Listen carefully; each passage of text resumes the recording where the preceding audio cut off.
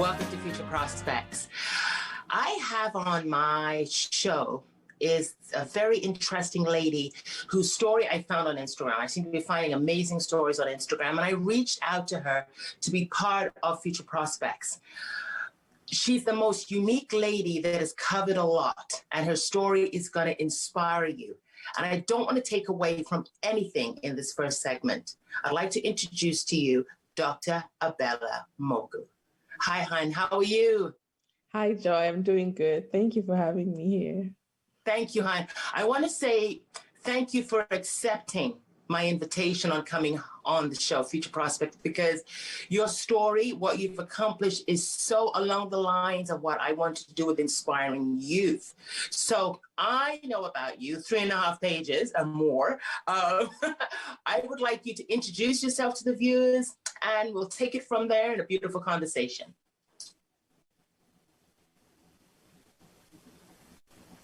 I'm going to unmute myself. Okay.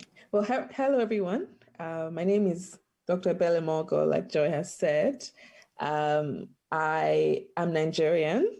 I am a doctor of public health. So a lot of my work really looks at how do you steer development in a way that produces good health and well-being. And I think it's definitely a very important topic in the world we're living in right now. So yeah, that's what I do. Awesome, hon. When I looked at your bio, because your bio is huge, it is, but it's in depth, it's deep. So it might, you've covered a lot, but what you've covered is very, very deep and effective. That's how I look at it. So you came to Canada at 14 years old as an international student, correct? Yes. Right. Now, what really blew me away is that you were accepted at which university at the age, and if you can go into that, we can get this ball rolling here. So. Okay. I was accepted to the University of Waterloo, and I was 14, yeah. So I moved to Canada I think I left Nigeria December 29th, arrived on the 30th, and of 2005. And yeah, it was winter. It was my first experience with seeing snow. Everything was new, and I was starting a new life. Yeah. Right. The questions that I asked you was, and which is blowing me away, not only that you had got into university at 14 years old, but what made you choose Canada to come over here to study? What made you choose Canada? It was very interesting. So, I was finishing secondary school, which is like the equivalent of high school in Canada. So it's like grade 12. And we're thinking about what next with my parents and my siblings and everything. And so we're thinking about where in the world would be good, because obviously I was young, and my brother was also coming to university too, and he was also quite young. So we looked at different parts of the world, and the universities I looked at in the UK, I think you needed to be 18 years old. And then, just the situation was shortly after like the 9/11 attacks and all that. So my parents were also thinking, okay, what would make sense for somebody that's that young? So Canada had a very good reputation, and there were some good schools there. And we had a family friend that was our Uncle Tunde. He was very passionate about Canada. So it was like, you all should think about Canada. So that's how I applied to Canada. And I just looked into, I didn't know much, but I just looked into, I was like, what are the best universities in Canada? And so I can't even remember the other ones I applied to, but at that point, I think Waterloo had gotten some award for being the top university that year. So I applied to Waterloo as well. So yeah, that's how it happened. All right. What was the weather? Do you remember, you came from a warm climate, Nigeria, right? And what part of Nigeria, where did you live? So I lived in Lagos. Lagos used to be the capital, but it's still considered the commercial capital of Nigeria. So temperature is usually there are 2 seasons, rainy and dry season, but generally you can expect that, and Harmattan. So it gets a little bit colder in the Harmattan, but generally somewhere between 28 to early 30s Celsius. Okay. Is it humid there, Abella? It depends on the season, the Harmattan season is a bit more drier, the rainy season is more humid. Right. Oh, well, that wouldn't agree with me because I cannot stand humidity. This does not like humidity. It doesn't. It really, really doesn't. But that's a whole new show. All right. So you came to Canada. How did you, not only the weather, but let's just get back to your story in regards to 14 years old, attending a university. 14 years old. This is what blows my mind. And you had to integrate into that with ages of 18 years old. How was that? If you can just put that picture out to them, because they're going to be looking at the screen going, really? Like, I guess, you know what? I think thankfully, maybe I didn't really, like, I'd finished secondary school and I just thought this is the next step. And in Nigeria, people do finish secondary school a bit earlier. So I was the youngest in my class, but there were people who were like 16. I think there was someone who was 15 in another class, 17. Usually, people were a bit younger, but it's not as much of an age difference. So I wasn't thinking about when I was coming to university. I was just thinking, okay, where's the best university and what do I need to do to get into that? And then when I came, I think that's when it really started to hit me, because everyone was like turning 19 and all of that. Mm-hmm. I talk to people and they're like, what? Like, it's almost like the shock on their faces. Yes. I mean, there was an adjustment to be made there. Mm-hmm. There was definitely an adjustment to be made there. But I think just starting off thinking like, okay, well, this is just what I have to do. I don't have a choice. I have to go to university and that's what's going to happen. Oh my God. What did you like about Canada when you first came? Mm-hmm. Like, how did you, the weather and stuff, like we're going to get into your degree more, but what did you like about it when you first came? When I first came, I'm just thinking, I mean, it was just, though I didn't like the weather when I first came. I felt like okay, all right, now you're talking. I felt like I was living in a freezer, and I just remember walking around. I'm like, why am I in a freezer right now? Like, I picked up my freezer in Lagos and like, this is what happens to the fish in the freezer. So that was an adjustment.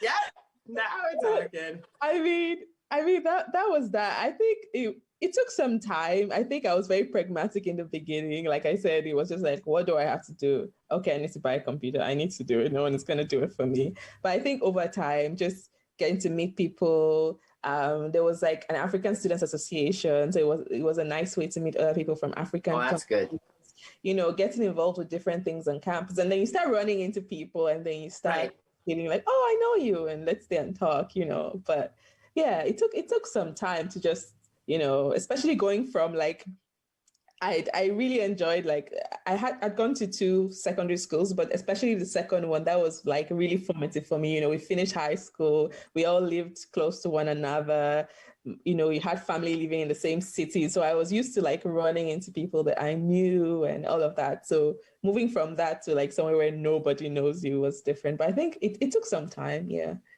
Right. So now I'm going to touch upon something here. I'm going to just really keep this here. So when you went to school, you're 14 years old, mm-hmm. Your professors, mm-hmm.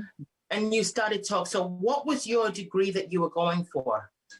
Was Biomedical Sciences. Okay. So that is pretty deep. Mm-hmm. That is I can't even explain about it because I never took it. But when they're talking to a 14 years old at university on this subject, were you questioned by the professors? They were looking, going, okay, what age are you again? Like, you know what I mean? Like, the funny thing, I don't think they knew. It didn't seem like anyone really knew. I don't think my professors knew, because one of them actually, he saw a feature of me. He was like, wow, I did not know your age when we were talking. Oh my gosh. So, I mean, it's something that came out in conversations with friends and colleagues, and then you see the shock. But yeah, I just acted like everyone else. Good for you, girl. Good for you. Why that subject? Like, why did you want to get into biomedical science? Why biomedical? Am I saying that right? Yes, biomedical. So, okay, when I was growing up, I think kind of early, I felt that I wanted to do something that had to do with health and just well-being. Like I'd see, like, growing up, you hear of people that are sick and all of that, and I just felt I wanted to do something that had to do with that, right? So at that point, I wanted to be a doctor. And I thought, okay, in Canada, the way it works is that you do like your undergraduate degree. So I looked for what course could fit that purpose, right? So there were different options. Right. Biomedical sciences would be the next thing. I ended up taking a different path eventually because I didn't end up going to medical school. I ended up and instead going the direction of public health. But at that point, biomedical science was sort of the next step, you know, the undergraduate degree that seemed like the best fit for where I wanted to go. Okay. So your total journey of school was 8 years. Thereabouts, because I did that. So I was late to Waterloo because I was waiting on my visa. So it took the process. I started in January instead of September. And so I just stayed some summer. So I ended up finishing in, I think it was about 3.5 years. And then master's was like a year. And then my PhD was about 3 to 3.5 years, if I remember. So wow, girl. Oh my God. What kept you in the game, honey? We're going to go to break soon, but I want you to ask that. What really kept you going? Honestly, yes. What kept me going? I think it's just, I think it's a lot of things, but ultimately, I think it's just not giving up, honestly. You know, like, I guess we'll get into it more. Yes, we will. Break, but yeah, I think it's not obviously having a support system, family, friends. It's having that sense of what you want to do. And then you'll face a lot of challenges and you face failures and you'll have times that don't feel so good. But I think if you just keep going and taking one step at a time and breaking things into small pieces, then you sort of be on your way. So I love the way you say that and correct me if I'm wrong, when you said it's taking things that you enjoy. Like if you're going to go to secondary school, post-secondary, you need to take what you enjoy and breaking it all down into small pieces, right? Right. On that note, we're going to come back, guys. That was so well said, Dr. Mogu. All right. Really well said. We'll be right back, guys, with Dr. Abella Mogu. Stay tuned.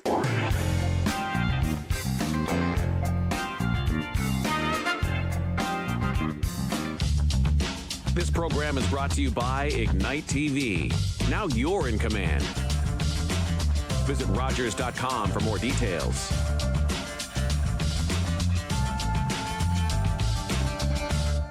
After a night out with your friends, not having a plan for a safe ride home can leave you in a bad spot.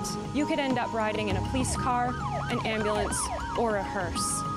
These unplanned modes of transportation can be a costly choice and do not take you home. Your plan could include a designated driver, a taxi, or public transit.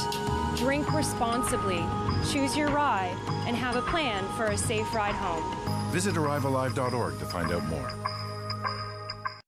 On Rogers TV, we have a reality show like no other. It has a great cast of characters. Some you may have even helped land the role. Each episode has something different.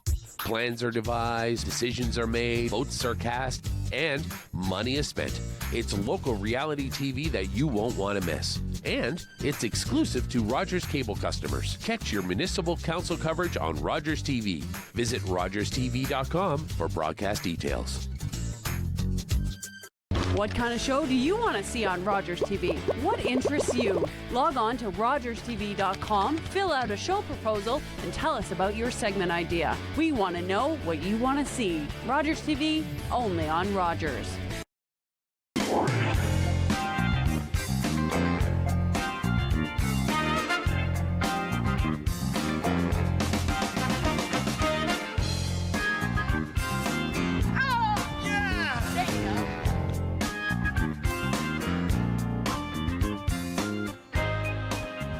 Welcome back to Future Prospects with Dr. Abella Mogu.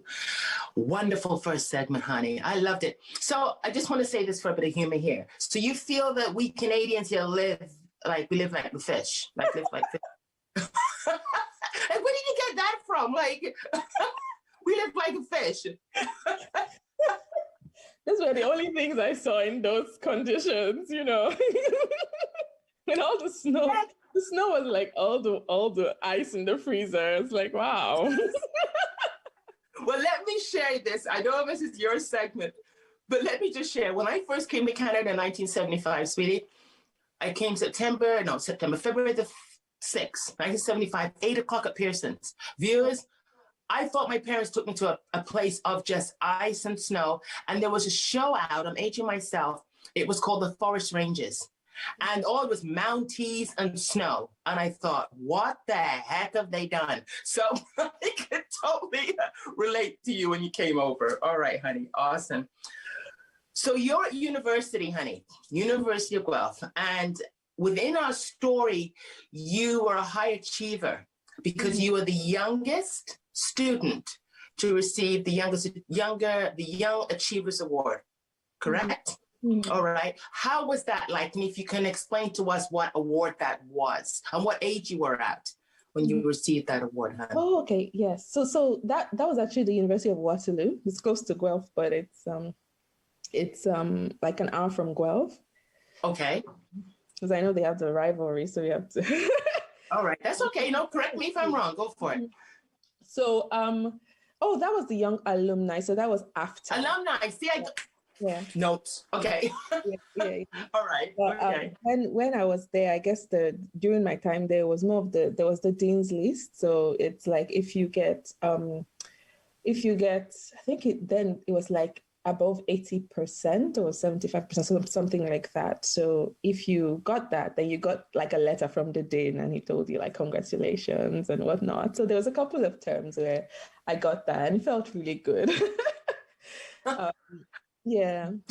So do you know what age were you when you got that, huh? Okay, so the alumni award was much after I had graduated. I think it was in my early 20s. 20s. Yes. Okay. Sorry, were you? That's okay. No, you go ahead. Hon. So the Dean's List was more like with each term. So I remember, so I had, like I said, I was waiting on my visa. So by the time I came, I was in the second term. So I had like, gotcha. Okay. In terms of the course load to graduate and all of that.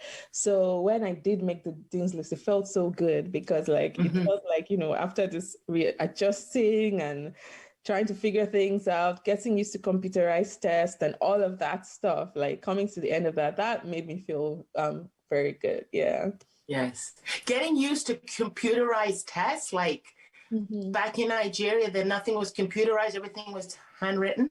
We had computers, but it wasn't like, our tests weren't on computers. It was handwritten because the world was changing. So we're entering kind of the digital age. So people started having like email addresses and you go to a lot of people used to go to cyber cafes then to like use the internet. Okay. And so that was, so we got internet at home and it was like dial up and I used to go to cyber cafes with my dad to like apply to schools and research things. But so coming to Canada, not all, especially in the first term, one of my courses had like a computerized test and it was timed. It was like, you had like, I can't remember how long, maybe like an hour or something. So just like that adjustment, it was like, whoa, like, it was quite overwhelming for me. So it took me some time to really like get used to that, not all the courses were, but that particular course, and it was a physics course. So it's like, you have to calculate and then just looking at the timer going off was just like, oh gosh. So yeah, it was just those funny little adjustments that you had to make. Yeah.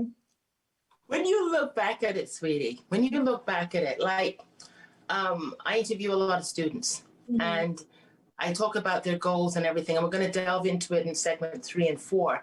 But when you look at your journey through university, were you a high achiever? Like, how did you deal with that part? Because now we're talking to youth. Right? We're talking to them in a sense of looking at you being an accomplished young lady that came to Canada at 14 years old, but accomplished so much with her degree. But when you look at reflecting back, what was your thoughts on it in studying, time management, everything, and keeping your marks up? So, I mean, the first thing actually comes to my mind, I totally forgot about, was just navigating the campus. So it was, the winter, I had a map, and I don't think we didn't have like smartphones at that point. I think we had phones, but it wasn't like Google Maps or whatever. I don't think that was. My gosh. So I just remember like I had to figure out how to get, I'm still not even very good with directions, but I had to figure out how to get to different places. And then sometimes I'll just end up like, I'm like, how did I end up on this other side of campus? And and have to stop people and whatnot. So it all came together, I think. The grades, the finding your way around, the settling in. Like, let's say I was home, I would probably go with my parents to go get a new computer, whatever, like getting all those things myself. And then, yes, managing your time, managing your courses, buying the textbooks, all of that. So it was all those things together, I think. Yeah. Yeah, got you. How do you deal with failure? Mm-hmm. How do you deal with marks? Because being a high achiever now, someone's looking at, a young person's going, oh, it's a walk in the park. For her, 14 years old, she can get into it so secondary. It's a walk in the park. But now, how did you deal with challenges and failure? Yes. I think that, so yes, I'm a high achiever, but making that transition, I think, especially in my first time, like I said, having that test. So the first few times I took that physics test, I didn't pass the physics test. So we had like 30, you had like the exam was 70, I won't forget, the exam was 70%. The test, each test, I think there were 3 tests, they were 30%. But if you did better, they could readjust the grades to make like the final exam way more and whatnot. In that particular professor, I remember struggling with that one because it was timed. I had to calculate. I was just not used to like that. I just had to readjust. And so the first few times I failed the test and I got really scared because I was like, did I come all like I came all this way. I couldn't come all this way to fail. And I was thinking like I really loved physics like in secondary school. So I was just like, and it's Waterloo, it's one of the best universities. So I was thinking, gosh, like, it's one of those things where they always say, like, when you come from actually, when you come, you're doing well, and then you come to this bigger place, and there's other people that are just as smart, and you're competing with them. So I guess in that case, I had to, what did I do? First of all, I had to find a way to encourage myself, Mm-hmm. How did you do that? How did you do that? I remember that I used to try to just listen to inspirational songs or things that just encouraged me, that made me feel like, what, I could do it, And Yes. Then there was a bit of strategy, because I remember thinking, okay, well, this is why this isn't going well. And this is how the thing is structured. So now I'm going to practice a lot, and I'm going to get used to doing it and all of that. And I remember when I got into the final exam, and I finally felt like I had actually calmed down to finally just face, I was facing the exam, and I feel like I finally connected to my love of physics again. It was like I finally could be calm enough to understand the question and just do all the solving. I loved all the solving and everything. And it felt so good, and if I knew I was going to do very well in that exam. And then when it was done, I knew that, okay, I would be good. So it felt so good. So it's almost like giving yourself this little wins, things are going to be hard. You're going to fail.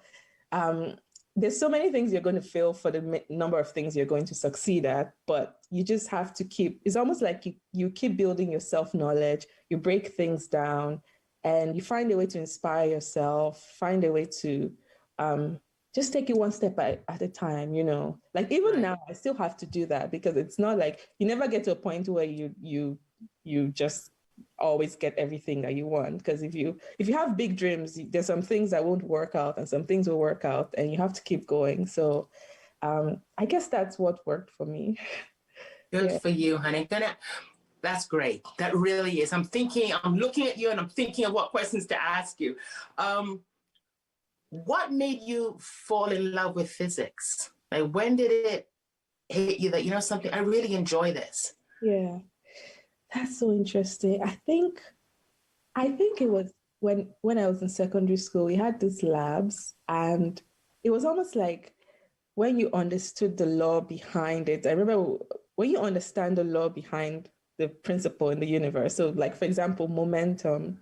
I was like, oh, if I understand how it works, I can actually figure out what to expect next. It's almost like and I really loved it. I was like, wow, because it's almost like, okay, we're doing this experiment, and you have to figure out where to place a weight, and you have to understand where to place it based on, I think, the distance and gravitational pull and whatnot. And I was like, wow, if I actually understood the science of it, I could actually calculate where it would balance the most. And I'd be like, wow, this is where it does balance. So I think I love physics because it sort of was mathematics, but in action or something. So I think that's why I came to really like physics, like now I do much more applied science. I do a lot of work in health and all that, but just saying it makes me think that, sometimes I still just get like some books about how like the science and the universe, and I just read them because I just enjoy, I'm fascinated by how the world works, I guess. Yeah. Wow. Well, that's why it says you're a high achiever. So you're always stretching the mind and always keeping it open. Were your parents in support of what you wanted to do within your education? Oh yeah, definitely. They were very supportive. I mean, it's a big because coming as an international student, you have to pay a lot of money. Like you have to pay like 3 times what other people pay. And so that was something that my mom always tells me how my dad was always like, since we were kids, he was always like, you know what, we're saving for the education. And it was like, wow, they're just kids. But he was always like, yeah, we're saving for the education. Like they always didn't want that to be the problem, when we got to that point in our lives. And I think that made a big impact because that really made a big impact. So they were definitely supportive. And my mom used to come to visit every now and then, so she came with me and my brother the first time we came, and then she would come visit every now and then. So they were quite supportive. That is good, hon. That is good. Because it is important. It is important that when you choose something and your parents support you with it, is incredible. What is it that your brother is studying right now? What is your brother doing? Oh, okay. So my brother, so when I came, so we're four siblings. I'm close in age to my older brother. So he came for engineering. So he went to he went to Carleton, and I went to Waterloo. Yeah. So that's what Good. Do you keep in touch with him? Oh, definitely. Yeah. So he's in Toronto. So okay. Probably will be in Toronto at some point when the world is in a better condition. Yes, honey, which we're going to touch upon with what you do, with your business, your foundation. Girl, guys, everybody, she has a bio. Anyway, we'll be right back, guys, with Dr. Abella Mogu. Stay tuned.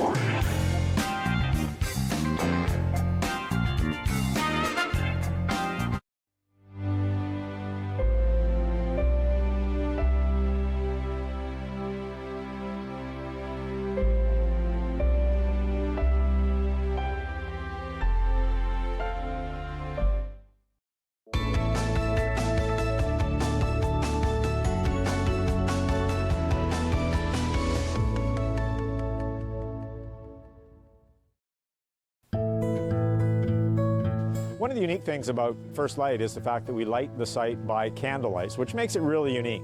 We're rated as one of the top 100 festivals and events across the province for that reason. And I think the fact that it's done by candlelight as opposed to electric light really sets us apart. We have many, many Francophone First Nation entertainers, so that really speaks to the rich fabric and culture.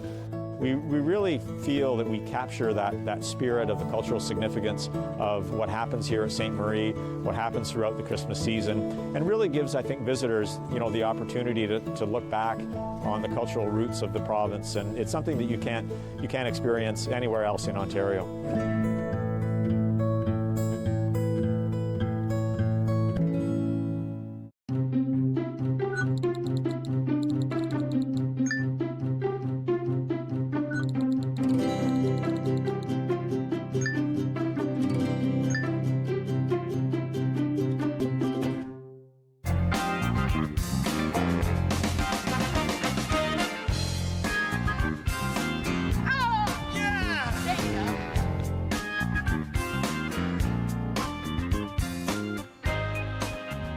Welcome back to Future Prospects with Dr. Abella Mogu. You know something I love? I love your humor. I love your sense of life, if that makes any sense at all, but it makes sense to me. I love the way you look at everything with positivity. And I just love it. I really, really do. And that's what Future Prospects is all about, my sweetheart. So this one, you're welcome. Sorry, I didn't hear you. This segment, I want to embrace goals, persistence. And there's a quote that I asked you for 2 quotes, and there was one that you shared with me. goal setting. We'll get into this first. Like, you didn't just get there without setting goals. I want you to share how goal setting is imperative within your life. Absolutely. Oh yeah, it's definitely imperative, because you're reminding me when I was in secondary school, actually, I remember that it was a big part of my life because I had this goal. I wanted to get the best grades because I wanted to be the first, not just because of that, but no girl had been the valedictorian in the school, right? Ooh. And all this time, like I wanted to be the best, not because I was a girl, but I also did want to be the best. So I think it's always been a big part of my life. And I know that like I said, understanding what you need to get where you want to get and breaking it down. I know I'm smart, but I also work hard and I think those two things mix in together. And so it's like understanding where you want to go and really making sure that you're giving it everything that you have, right? And it's not just, it's about working hard. It's about having a support system, or like maybe people who inspire you, or people who you can find them online, you can find them in so many places, but just keep trying to keep your head in that state of mind. And it's also about you're going to have bad days, right? There are days like in this story I've said also, there are days where I cried, there are days where I was homesick. There are days where I was like, oh gosh, like I got lost again, or I don't know how this is going to go, Like you can cry, you can embrace your feelings, you can, cry through that failure or rejection or whatever. And then when that's done, it's like, okay, now figuring out just that step you need to take together. Sometimes when the goal is so big, you can just be overwhelmed. But if you just think of what do I have to do today, then you do that thing today. Is that feeling that you have, that pride you have in yourself that I kept my promise to myself today. And then you do it tomorrow. And then you start to understand more about yourself. Like maybe you understand what actually works for me in studying. It might not be what works for other people, but it might be what works for you. And then you start building on that. And at some point you start to feel like you're finding your groove, and then That's right. you start to build those wins. And when you build those wins, you can look back on them anytime you need to be inspired. And then, you go on to the next thing. So, awesome, honey. Yeah. Thank you, sweetheart. I was going to ask you this in the last segment, but I'm going to ask you this now. You're an accomplished young woman in doing what you're doing. But I've always and I hear this more so now, I'm not saying it's not real, but women are not respected. And when they are a high achiever or have achieved, they're not recognized. Do you feel that within what you have accomplished, Han? Mm-hmm. I'm going to say that honestly, like if you were, no, I'm trying to think of how best to say it, which is that I'm going to say that it is a reality, whether like racism or sexism, like you can, the expectations people have for you, or just how people perceive you in a certain way. Those things are realities, even if you look at just how much women make compared to men or whatever. Right. At the same time, I also think that I try very hard. And again, I don't want to put down the systemic challenges because they're real. At the same time, I also try very hard to not let it limit my imagination, because I think that's like, okay, there's this writer, because I also like to write, her name is Toni Morrison, and she said that the function of racism is to distract you, because you start proving that you're a human being, that you have a history, that you have whatever. And I think it applies to all, even being a woman as well. So I think as much as possible, protecting that imagination so that nobody tells you what you can do, and you're the only one who can figure that out for yourself. Right. Yeah. Can you say what she said again? Because you were so, I don't want to say emotional, but you were emotional, but in a positive way. Yeah. Share it with the viewers. Can you say what she said again? Because this is something that I need you to understand. Mm-hmm. It's not where you come from, it's where you're going. So, can you share that one line that she said again, please? I want to find it actually very quickly. She said, the very serious function of racism is distraction. It keeps you from doing your work. It keeps you explaining over and over again your reason for being. Somebody says you have no language, so you spend 20 years proving that you do. Someone says your head isn't shaped properly, so you have scientists working on the fact that it is. Someone says you have no art, so you dredge that up. Someone says you have no kingdom, so you dredge that up. None of that is necessary. There will always be one more thing. So, yeah, Right? Definitely. But at the same time, it's very true. I think I was lucky in the sense, like I said, my parents were very supportive. But you definitely will have people that say, like, how is the girl beating all these boys at school or things like that, But I think, and it could get to you, but I think, when you just say, well, the proof is in what you do anyway. So you just and again, having support systems, having community, having relationships where you feel supported. I think that makes a big difference. But isn't it believing in yourself, though, Dr. Mogu? Isn't it really believing in yourself? You are a beautiful young Black woman, right? I don't want to go around saying to you, "Oh, hi, Dr. Abella. Oh, you're Black. Nice to know you." I want to know you that you're a human being, successful, but you've taken what God has given you, and you put it into works. Am I wrong? I'm just talking. Having a conversation here. Yeah, I know it's definitely about that. And I think so. But at the same time, I also think that it's sometimes easier when you build that support around you, Yes. Like build friendships where you can help one another, inspire one another, find people in this world. Thank God for the internet. You can find people who are like you, who have done it. Find, whether you want to be a scientist, an artist, or singer, or whatever, find people who have done it. Build, and like you said, build that, belief in yourself, show yourself what you can do, and remind yourself of what you've done, and keep those promises to yourself. It's all those things, I think. But I think that it does help to have a supportive environment as well.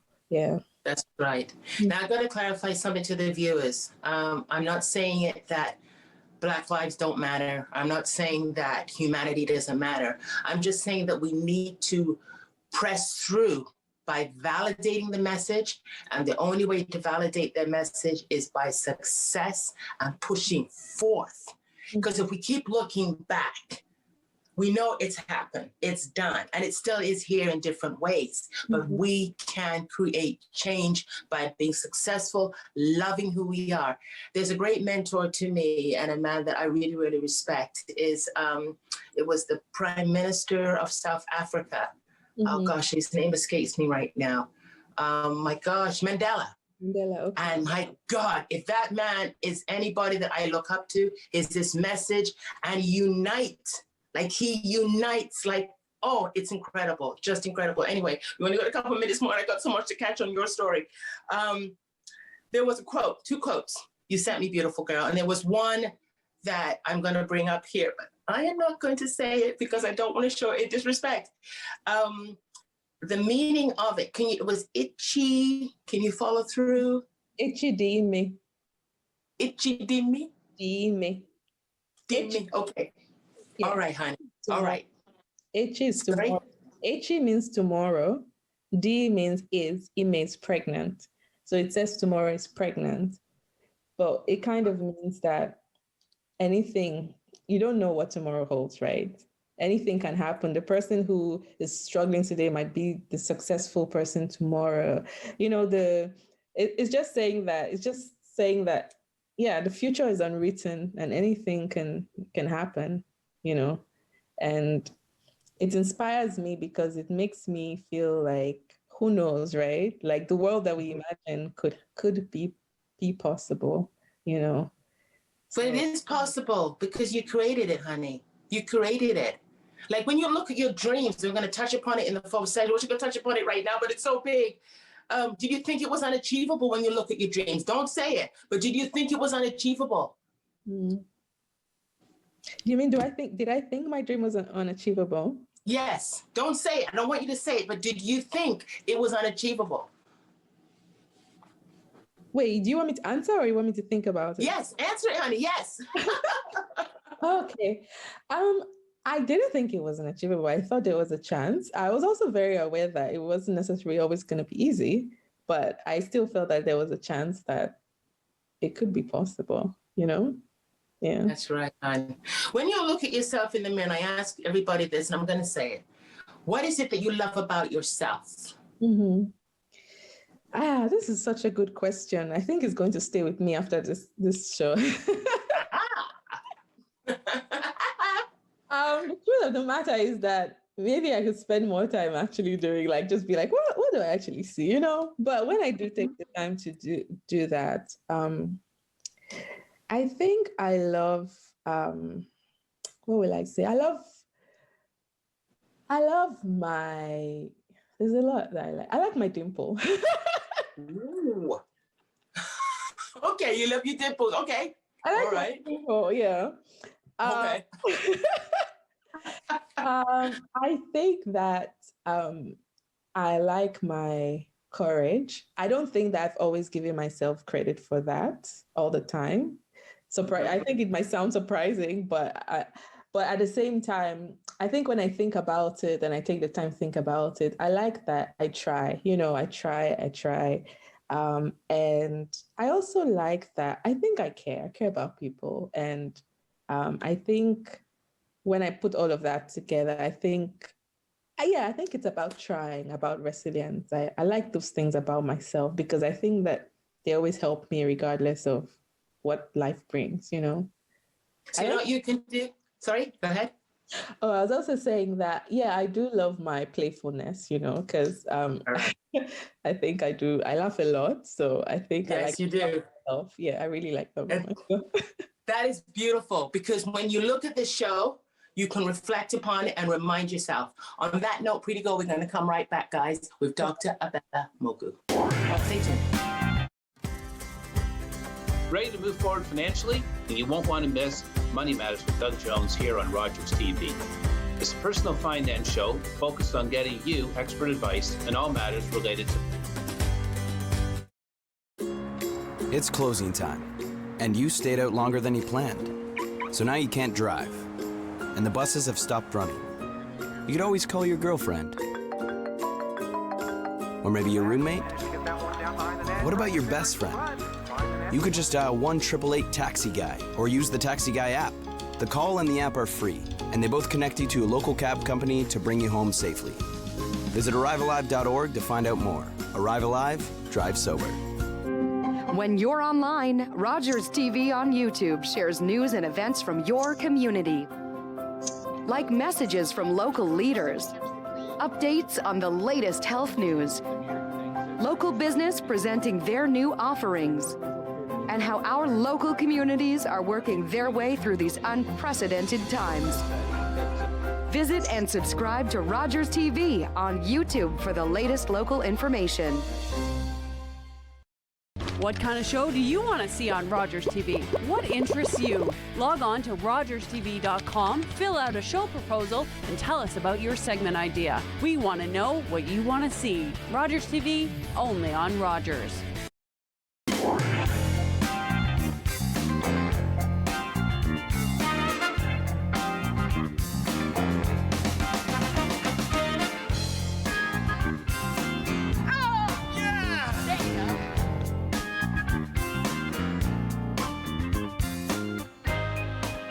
Welcome back to Future Prospects with Dr. Abella Mogu. I keep leaning back when I say this, so I hope the viewers can see my face. Anyway, hon, that was phenomenal. That was so good. What I love about your whole delivery throughout this whole interview is your infectious smile. Like it's just, and your humor is so beautiful. It really is, honey. And I thank you for sharing that because we need that today.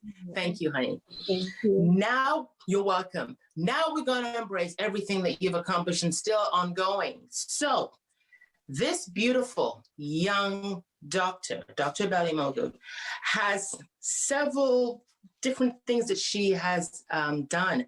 You are the University of Cambridge consulting, correct?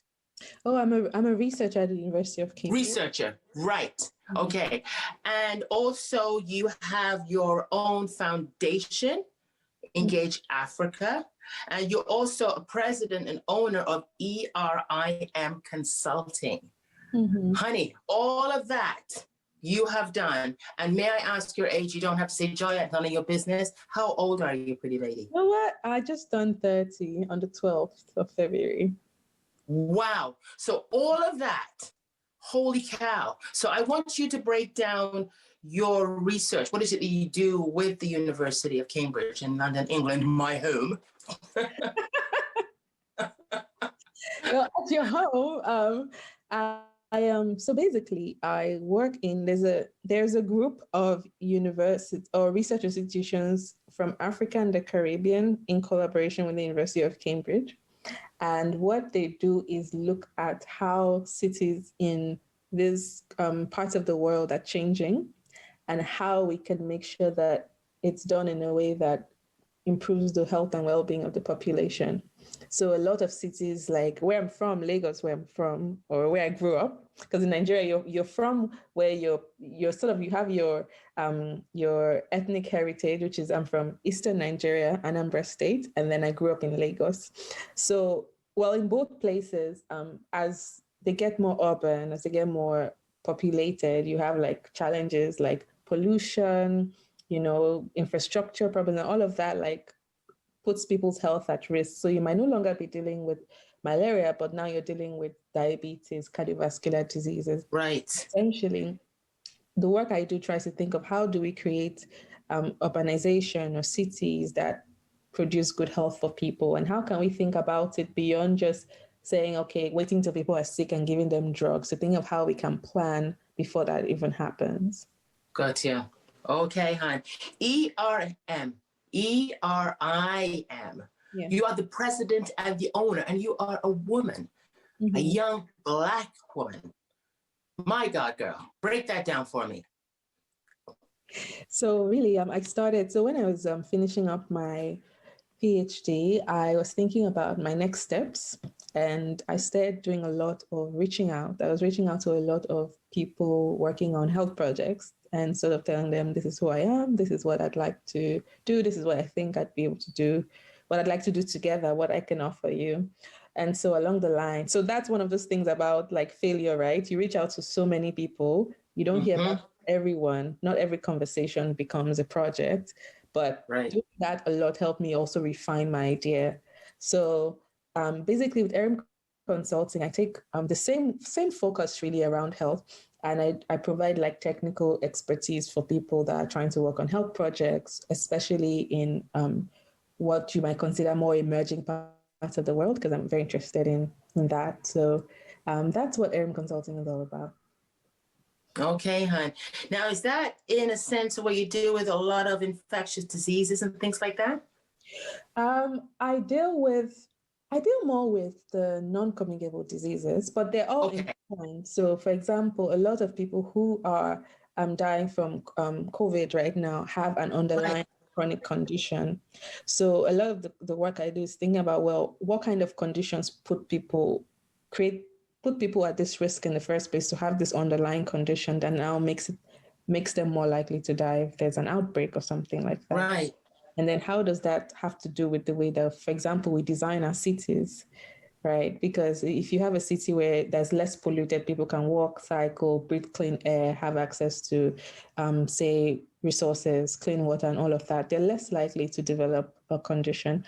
But sometimes it's a bit harder to think upstream than to think of just the crisis. And a lot of my work tries to get people to think a bit more about the what's driving what we see as a crisis. Yeah. Got you, hon. Got you. So well said.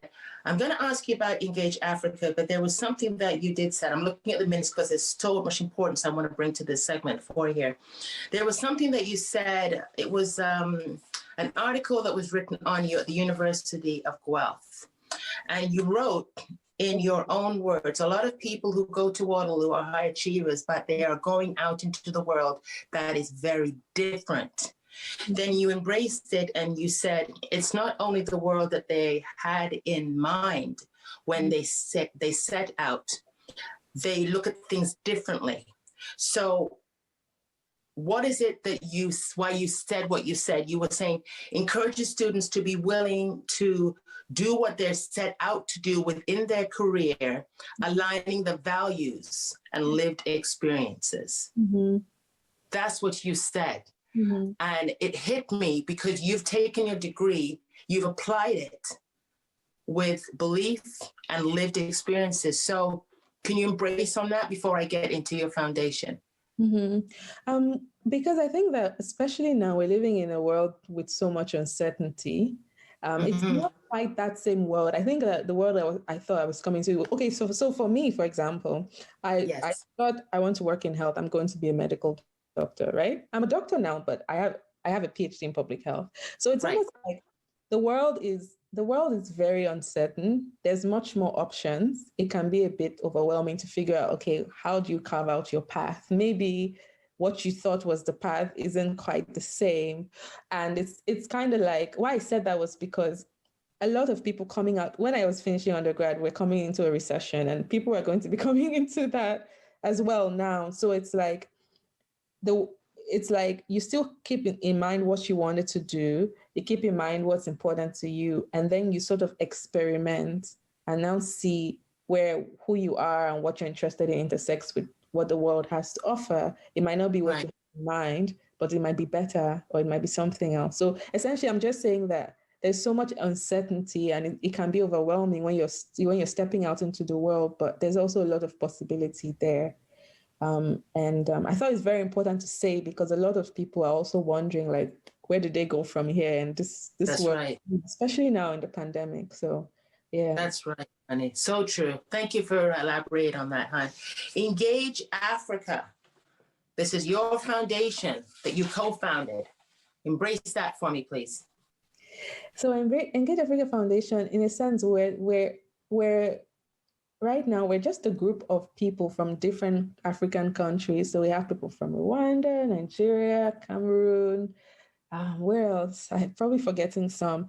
And what we're trying to do is shape that kind of conversation around thinking long-term about health in African countries, trying to share examples of what is working. Like if we see a country that's getting something right, how do they manage to do it? What do people need to know about it?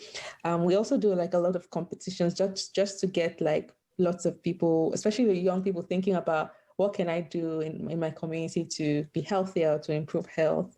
So it's really a space to, in a way, just reimagine health and well-being in African countries, share what is working, engage with young people, and really take what we know about like the science, but make it something that people can engage with in a more interesting way.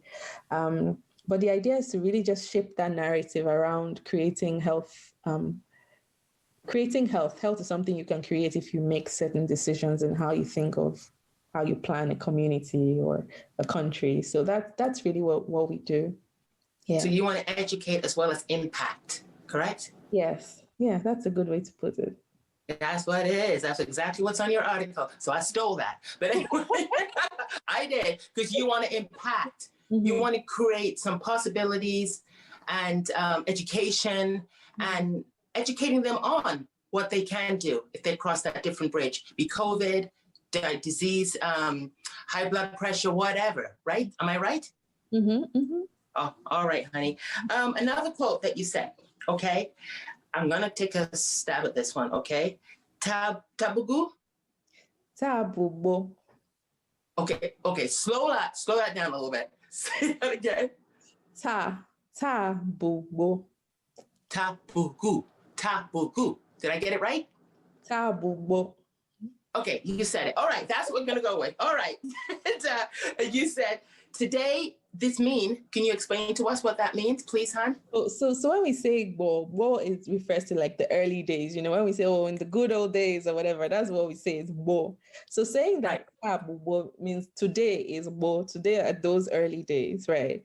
And it's almost my reminder that today is when history is made, right? Like if something has never happened today could be that day where it changes and then it becomes history, right? So I carry those two things together. HUD today is pregnant, taboo, but today is at those early days. Today is going to be part of history, and it's up for the making right now.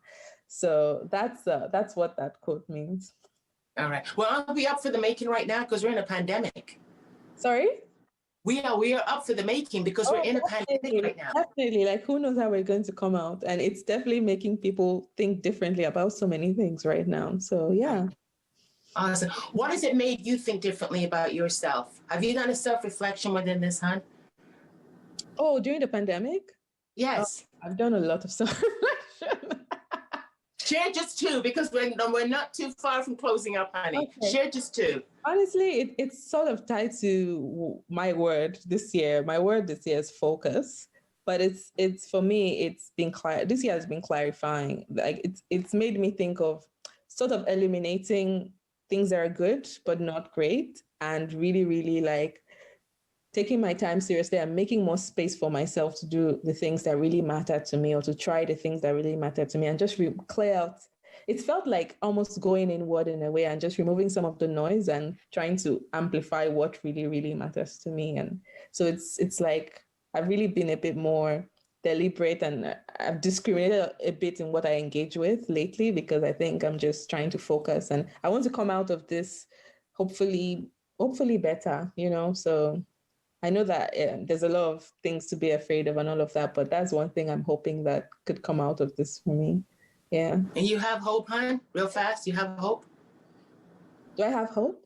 Yes. Yeah, I think you have to have hope. Like, it's just the starting point. I mean, there's so much that's discouraging in the world, but I guess that's the starting point, so I try to have hope.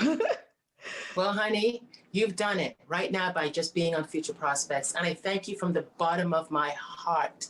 That was a great show. I thank you so much, Dr. Abella Mogu. Thank you so much for coming on, hon. Thank you for having me, Joy. I really enjoyed it. And I hope your viewers enjoyed too. You've got a beautiful smile, honey. Thank you again, guys. Talk to you later. Give me the heart. Give me the heart. Okay. Bye. Bye, sweetie. I'm Mother Earth, giver of life. I'm Mother Earth, love.